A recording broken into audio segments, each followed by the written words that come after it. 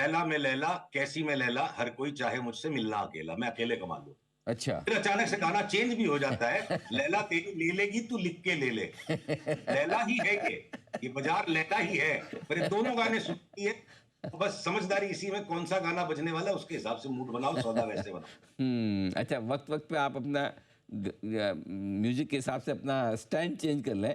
ये तो अब कुल हाँ जी, मिला के लैला तो लैला रहेगी, पर लैला जो गाना सुनाएगी हमको वही सुनना पड़ेगा, हमारी नहीं चलेगी। तो कुल मिला के ये है कि मुद्दे की बात है कि लॉन्ग टर्म टारगेट आपके 30,000 के इंटैक्ट है। शॉर्ट टर्म में हो सकता है यस, 22,500 22,600 आ जाए, हो सकता है नया लो भी बने, करेक्ट? राइट। बिल्कुल, तो तो उस हिसाब इसलिए इंडेक्स से बाहर निकल के, लार्ज कैप स्टॉक से बाहर निकल के, जहां पे रियली लॉन्ग टर्म पैटर्न मजबूत मिल रहे हैं, इस करेक्शन में भी अगर ये वर्कआउट हो जाता है, अभी तो 1-2 दिन तेजी है, उसके बाद अगर ये करेक्शन अगले मंगलवार से अगर वर्कआउट हो जाता है, तब भी इसका मतलब ये नहीं कि हम पोर्टफोलियो छोड़ देंगे। जिन चीजों के अंदर लंबे समय के लिए शुरुआत ऑलरेडी हो चुकी है, इंडेक्स भले एक बार वापस 22,600 जाए, जिन स्टॉक्स ने ऑलरेडी 47,000 बैंक निफ्टी वाले सेटअप्स और पैटर्न्स कंप्लीट कर दिए, हमारी शॉपिंग उनमें हो सकता है गिरते बाजार में भी जारी रहे, माल नहीं छोड़ेंगे। कोई विशेष स्टॉक स्पेसिफिक एक्शन आपको लगता है जो तेजी या मंदी की तरफ अभी नया शुरू करना चाहिए? सॉरी अनिल जी, प्लीज दोबारा रिपीट कुछ कीजिएगा। नया एक्शन तेजी या मंदी की तरफ किसी भी स्टॉक में लेना हो, कोई ऐसा इस वक़्त आपको लगता है या वही पुराने ट्रेड कंटिन्यू करने चाहिए? तो देखिए, मैं थोड़ा सा बातों को छांट दूं। बैंकों के अंदर हो सकता है हम कोटक महिंद्रा बैंक और आईसीआईसीआई को शॉर्ट कर दें, और हो सकता है कोटक महिंद्रा आश्चर्यजनक तरीके से नीचे लुढ़कता चला जाए, पर मैं एक भी पीएसयू बैंक को शॉर्ट नहीं करूंगा। सिर्फ मुनाफाखोरी करके नीचे 5-7% के करेक्शन में उन्हें वापस लेंगे। पीएसयू बैंक्स का लगता है लॉन्ग टर्म बॉटम हो गया, प्राइवेट बैंक्स का एक राउंड बाकी हो सकता है। उसी तरह से अगर मैं आईटी में आऊं, तो जहां पहले हमें परहेज था कि लार्ज कैप आईटीज में भी फाइनल बॉटम बाकी है, स्मॉल ले लो, अब मुझे लगता है लार्ज कैप स्मॉल कैप दोनों हो चुके हैं। Time to time take profit अलग बात होगी, मुझे नहीं लगता कि वे नए लो में आईटी के स्टॉक्स जाएंगे। मैं स्टील पे अगर लौटूं, तो जो स्टील में एक बार अपना व्यू था अनिल जी की बहुत बड़ी तेजी शुरू हो चुकी है, वो नहीं हुई, एक लार्ज रैली बन गई, जिंदल के स्टॉक्स के टारगेट्स एक इंटरिम टारगेट आ गए, एक बार टेक प्रॉफिट करो, सेल में नया नीचे का लो आएगा तो लेंगे, टाटा स्टील में नीचे का लो आएगा तो लेंगे। तो अलग अलग सेक्टर का अलग अलग स्प्रेड बना हुआ है। अब मैं अगर फाइनेंशियल्स की स्पेस में आऊं, जहां मुझे सबसे ज्यादा डिसअपॉइंटमेंट लगता है, अगर इस ईद के बाद बकरे कटना शुरू हो गए, तो सबसे पहले फाइनेंशियल्स में कटेंगे प्राइवेट बैंक्स के अलावा। वे जो श्रीराम फाइनेंस इठला रहा है, मुथूट मन्नापुरम इठला रहे हैं, ये बजाज के दोनों ट्विंस जो इठला रहे हैं, तो हो सकता है हम बजाज के ट्विंस में अगर पक्का सेल सिग्नल पैटर्न मिल गया हम शॉर्ट कर देंगे, पर मैं इंश्योरेंस के स्टॉक्स को शॉर्ट नहीं करूंगा, उनको पुल बैक में मैं लूंगा। तो अलग अलग लिहाज से सेम सेक्टर में भी अलग सब सेक्टर्स में चार्ट्स बनी हुई है। फाइनेंशियल स्पेस में एक तरफ अगर मेरे को एक कोहराम दिखता है, मैं सीडीएसएल के 100 शेयर नहीं बेचूं, और घट जाएगा तो बोलूंगा लॉटरी खुल गई और लेना है। तो अनिल जी, अलग अलग स्टॉक्स का अलग अलग चित्र चल रहा है।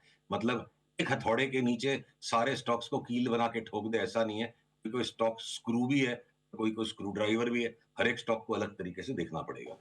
ठीक बात है। और एक राय आपसे गोल्ड पर भी लेना चाहता हूँ। 3,000 के डॉलर के लेवल के ऊपर लगातार टिका हुआ है। क्या संकेत दे रहा है? शॉर्ट टर्म और लॉन्ग टर्म दोनों? ये आपने बहुत सही चीज वापस मुझसे पूछी है। गोल्ड फ्यूचर्स के ऊपर हमारी प्रोग्नोसिस पर हम अभी तक चैलेंज्ड हैं, राइट नहीं हो पाए हैं, रॉन्ग मानने को तैयार नहीं है। क्या हम जिद्दी हैं, क्या यहाँ पर परहेज रखने की जरूरत है? सीआर कृपया, मैं आशा रख रहा हूं आप चार्ट दिखा रहे होंगे, तो देखिए हर एक हाई को अगर कोई पकड़ पाता और पैसे घर ले आता, या हर एक नए हाई पे आने से माल ले लेना चाहिए, तो गोल्ड का प्राइस फिर ये $3,000 ही क्यों, 1 लाख क्यों नहीं हुआ?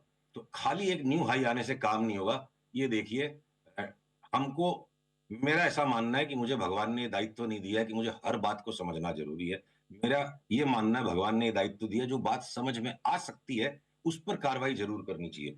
गोल्ड की चार्ट में यहाँ का जो हिस्सा आपको मैं दिखा रहा हूँ, जो पिछले नवंबर दिसंबर में जो पैटर्न बना, बुल मार्केट पैटर्न नहीं और इरेगुलर बी वेव का एक्सटेंशन है। हमको चाहे जितने भी दिन गोल्ड छटपटाहट दे दे, हम इंतजार करेंगे। 2500 के आसपास जब मिलेगा, तब हम इसको लेके 3500 में बेचने की बात सोचेंगे। उसके पहले जब ये ऊपर चढ़ती लाल लाइन टूटेगी, उस दिन हम इसको शॉर्ट करेंगे। अब तक इसमें शॉर्ट बना नहीं है। हम यहां से परहेज में कि गोल्ड लेंगे नहीं, लेंगे नहीं, बेचेंगे, यहां से हम परहेज में, और वो सेल आया नहीं। तो ये एक प्रार्थना है मुझे, आप गोल्ड के सिवा क्रूड की भी चार्ट जल्दी से दिखाने दो। और ये सारा रहस्य मेरे को लगता है संसार के मार्केट्स में क्रूड का है। ये देखिए क्रूड की चार्ट में जो भय का वातावरण विक्स पे लौट रहा है और क्रूड की चार्ट तैयार है कि बहुत आश्चर्यजनक तरीके से कोई अनहोने ऊपर के भाव भी बन जाए।